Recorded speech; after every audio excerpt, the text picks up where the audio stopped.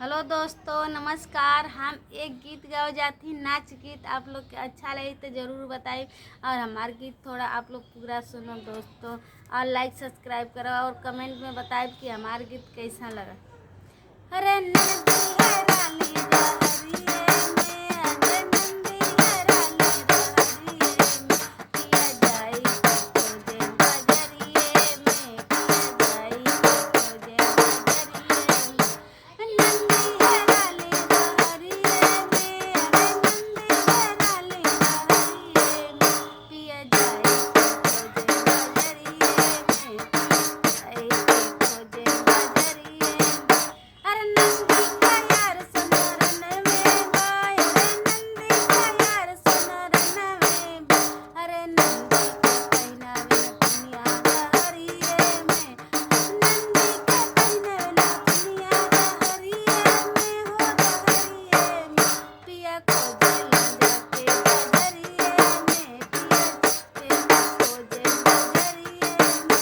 अरे नंदी है रानी रहरिये में, अरे नंदी है रानी रहरिये में, पिया जाई के खोजे बजरिये में। अरे नंदी का यार दर्जन में बाय, अरे नंदी का यार दर्जन में बाय, अरे नंदी के पहिनावे चलिया रहरिये में, अरे नंदी के चलिया पहिनावे रहरिये में।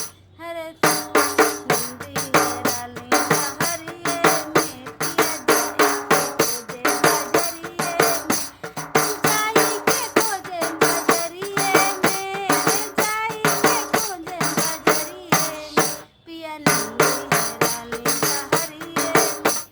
नंदी का यार हलुवइये बाय, अरे नंदी का यार हलुवइये बाय, अरे नंदी के रसगुल्ला खियावे रहरिये में, अरे नंदी के रसगुल्ला खियावे रहरिये में, रहरिये में, पिया नंदी है रानी रहरिये में, पिया खोजे जाके बजरिये में, अरे नंदी है रानी रहरिये में, अरे नंदी है रानी रहरिये में, पिया जाई के खोजे बजरिये में।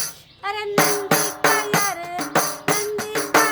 बजे बजे जवे बाय, अरे नंदी का यार बजे जवे बाय, अरे नंदी के ओढ़ावे चुनरिया रहरिये में, नंदी है रानी रहरिये में, पिया जाई के खोजे बजरिये में, पिया जाई के खोजे बजरिये में।